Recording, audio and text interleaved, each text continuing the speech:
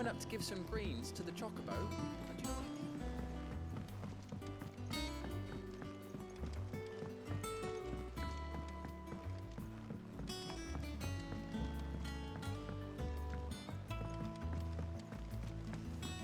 Editors started reading books that don't have any pictures in.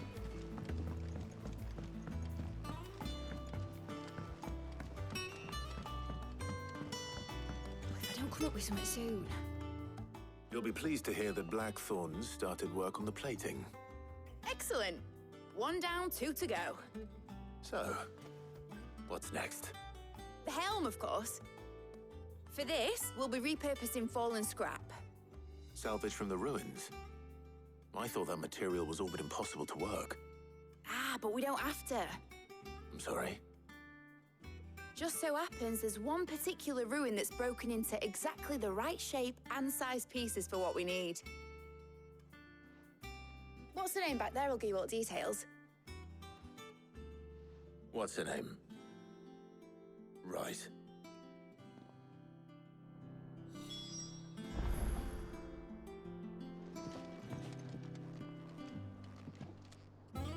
Oh, Sid, is this about the helm? Yes. Mid said I should speak with you. I'll show you the plans then. Here you see the mithril engine, in which mithril is burned to generate heat. That heat is then harnessed to produce motive force.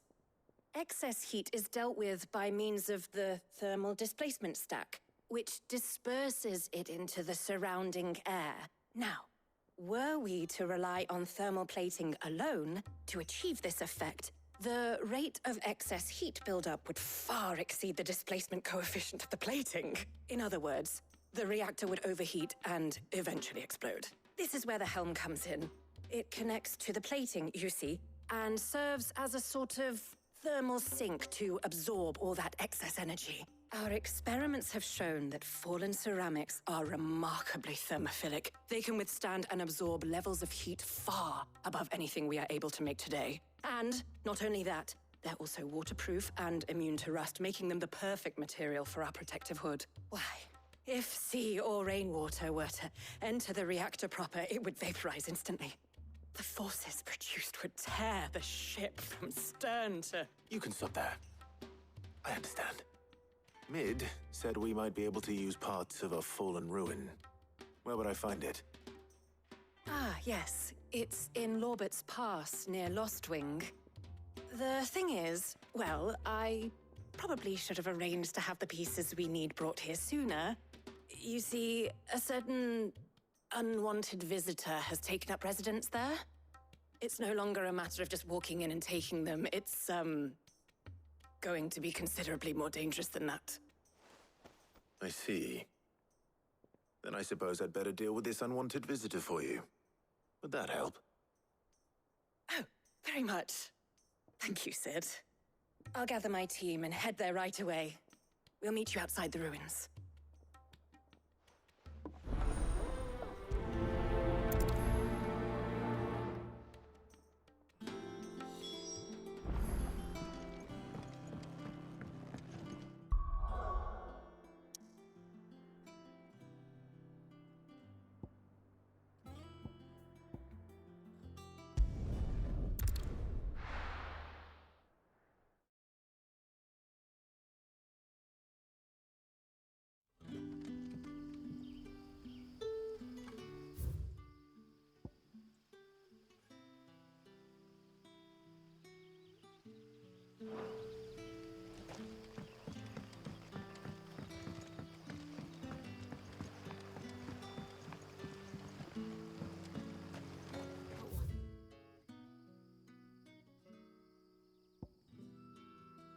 What about the curse?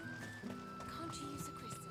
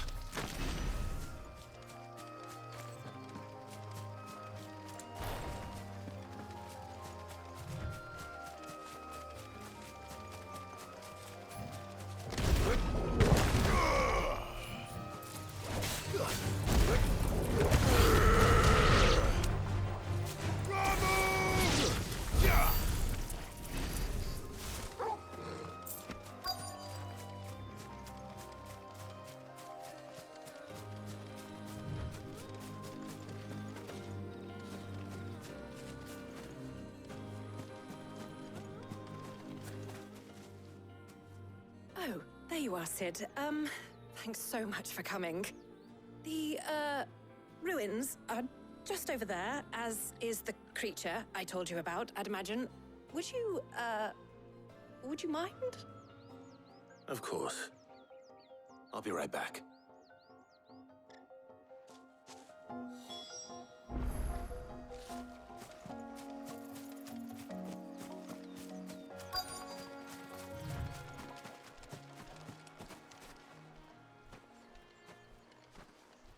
Anybody home?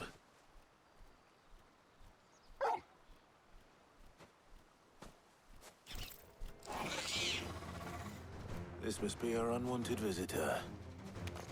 Time to go. Ogle, kill!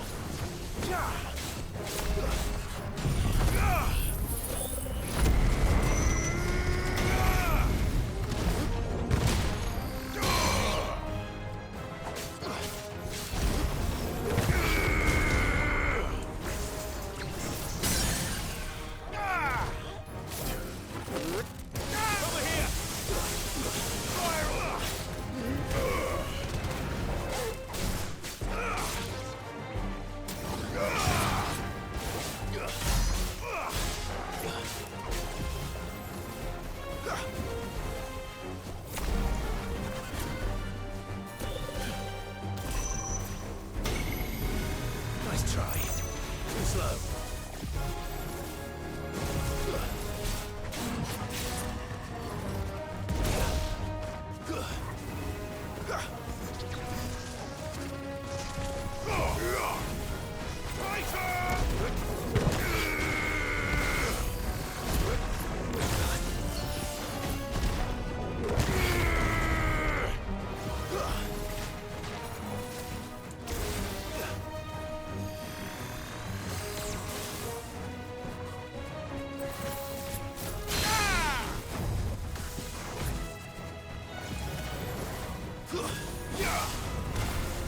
It's over.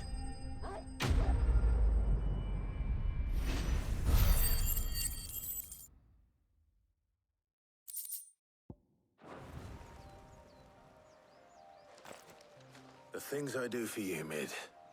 Sid! Oh, thank goodness you're safe. You shouldn't have any trouble now. Indeed. Well, don't let us keep you. We'll, see that everything is transported safely back to the hideaway. All right. I'll let Mid know you're on your way.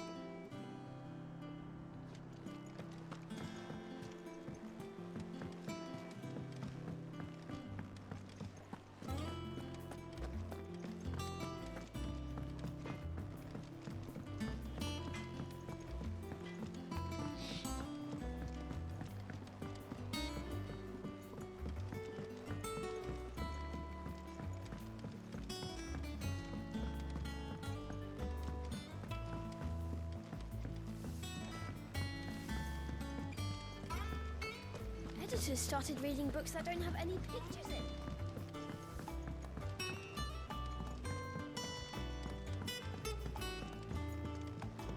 If I don't come up with something soon. Mid. Helena has recovered the material for the helm. She'll be along shortly. Excellent. Another job well done. And just one remaining. Right. Right, the shielding. This one's a bit of a bugger. How so? The plating's enough to stop the engines going pop, but those things will still be spitting out enough fire to set the rest of the ship ablaze. Which is why you need proper shielding. A prison for the dragon's breath that's blazing away inside. I thought a triple thick layer of tempered steel might do it. Or more of the stuff that the Fallen use, but they'd both be too heavy. The helm and the plating are bulky enough as it is. Add any more weight and the whole ship would be at the bottom of the briny before we'd even started. I need something light. But I've racked my brains and I just can't think what would do it. Well, if I were in need of obscure knowledge, I know whose counsel I would seek. Harpocrates. Tomes? Yeah, well, I'd thought of that, obviously. I've got all the details written down here. Can you take this to him, see what he makes of it? Right away.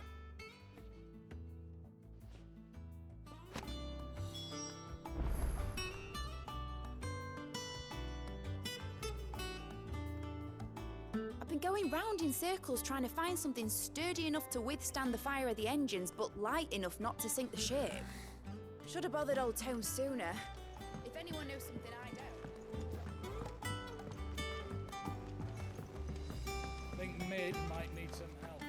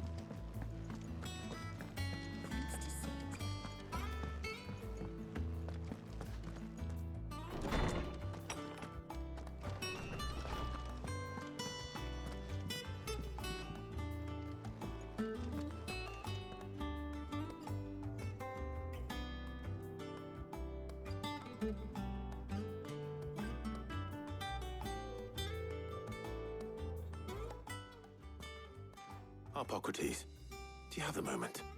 For you, Clive, always. Well, actually, it's for Mid this time. Could you take a look at this?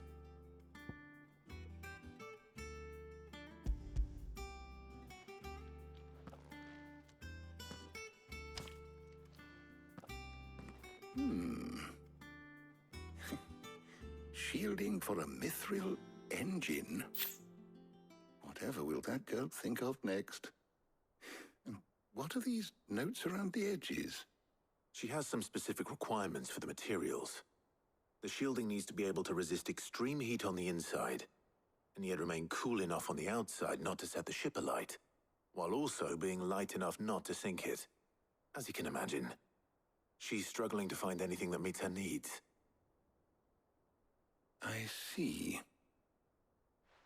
I wondered if you might know of a solution, or if you might be able to search the records for one.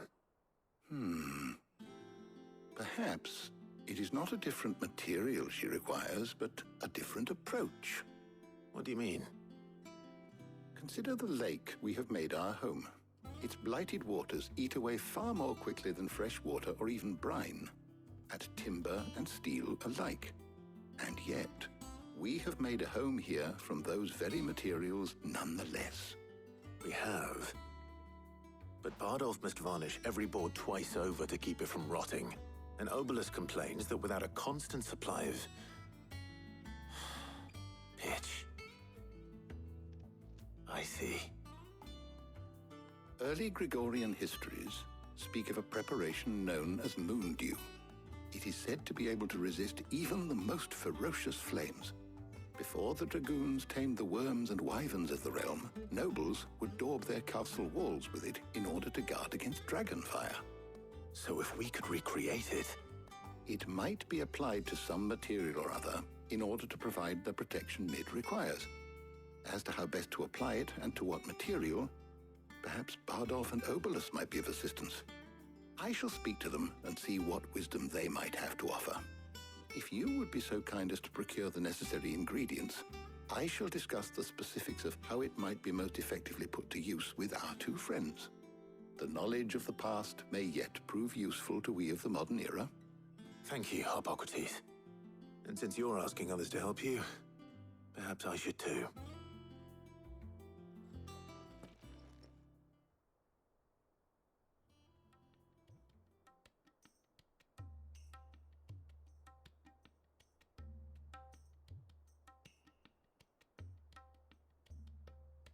So you need a hand, do you? We do. I'll be heading to market for the ingredients we need. I could do with some help. And some company too. The other can assist me in researching how best to prepare the shielding itself. Can we count on your aid? Always. Well, if Jill's game. Thank you. I am sure either of these fine young minds would prove indispensable in my research. I leave the decision as to who will go with whom in your capable hands, Clive.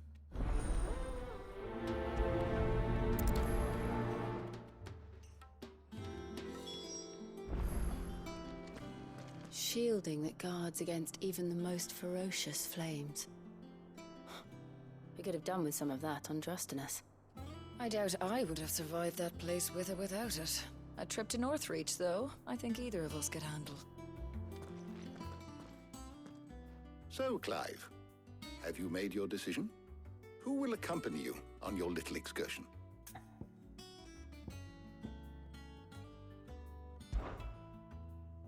Very well. So then, what do we need to find? I have taken the liberty of preparing a list. Here. White chocobo eggs. Pepio nuts. Are you sure this list is right? Everything on here seems very edible.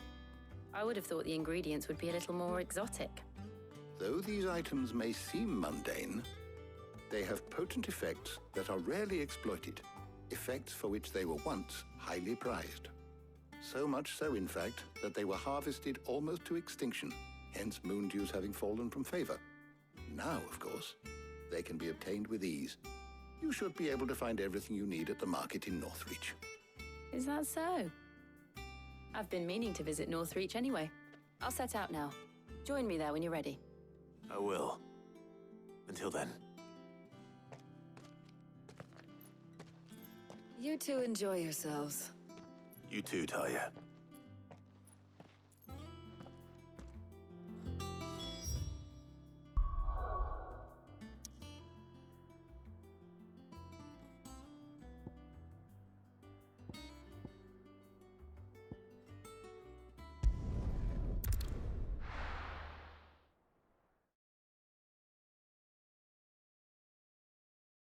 Now, where's Jill?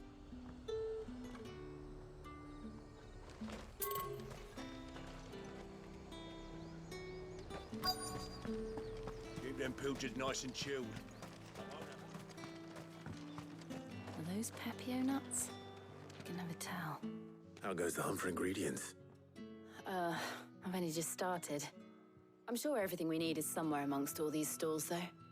Why don't we split up and see? We'll take a couple of ingredients each. All right. What am I looking for? How about you look for the Pepio nuts and some garlic? I'll find the other things we need. We can meet by the gate when we're finished.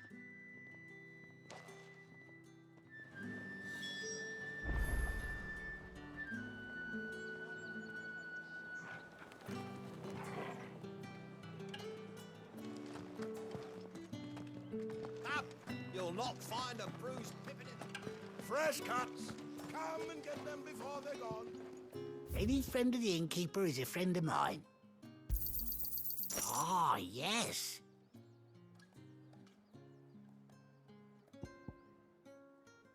You're always welcome here in Lostwing.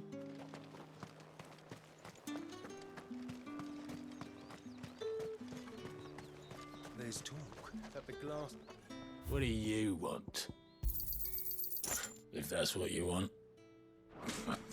That's everything. Let's see how Jill's getting on.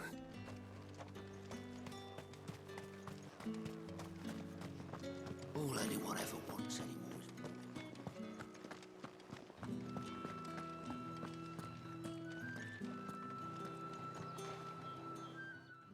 Did you find everything? I did. Here.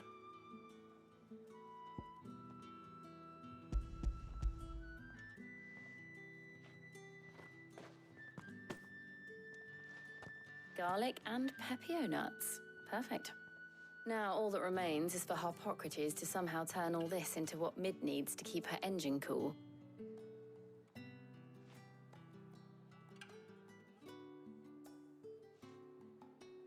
But before we head back, would you walk with me a while?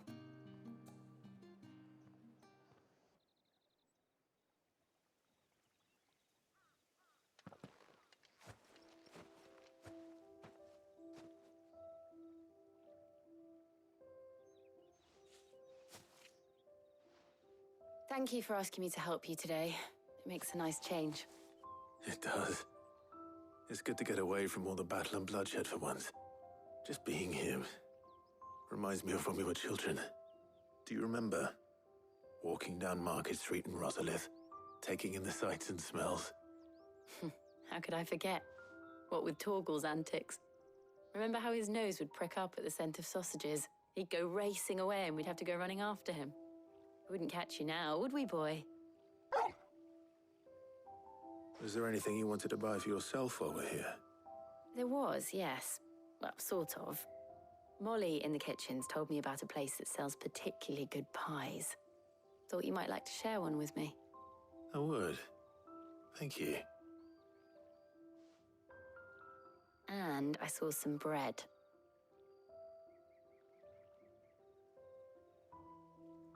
Big white cobs like the baker back in Rosalith used to make. What do you think? I thought we might get some soup to dip it in. But then I tried a slice of the butcher's dry-cured ham and it was just... oh. You all right? Sorry. It's just... you're right. I really do feel like a child again being here with you.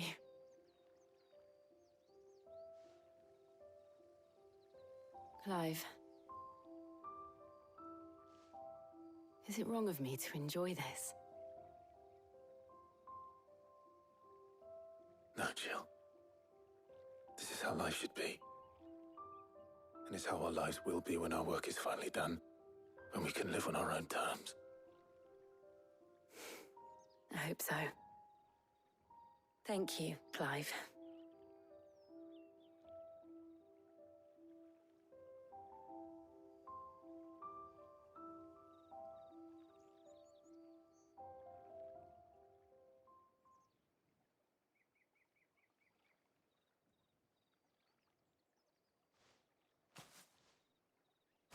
Well, I suppose we better be getting back. I need to give these ingredients to Harpocrates and Talia. I'll see you at the hideaway. Take care. I will. You too.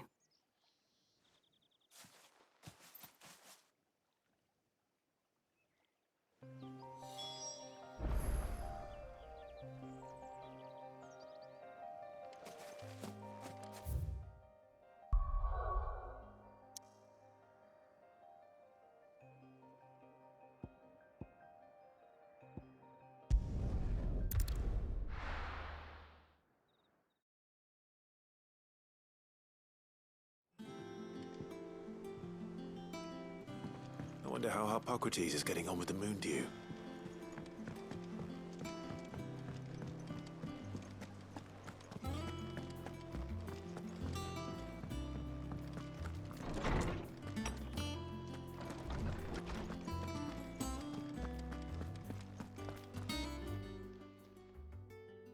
How's work on the shielding progressing, Harpocrates? Well, very well indeed. And thanks in no small part to your kind assistance. I was just explaining to Talia how we might best go about preparing the moon dew. And now that we have all the ingredients, we may begin. You can count on me. I've mixed more than a few mysterious concoctions in my time. I'm sure you have. What about the shielding itself? Work is underway, under the watchful eyes of Bardolph and Obolus. Apparently, it'll be ready soon. Thank you. All of you. Right then. Jill, would you join me in the infirmary? Many hands make light work and all that. Of course.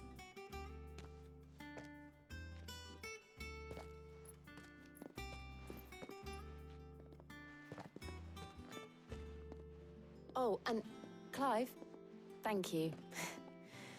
It was nice just being with you.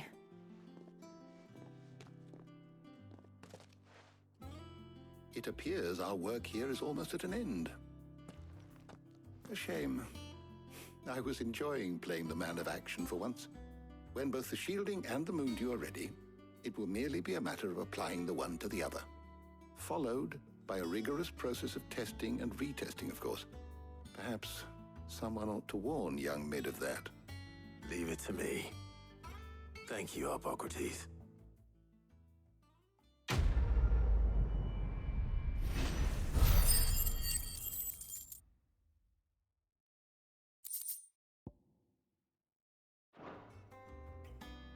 Well, I better go and give Mid the good news then.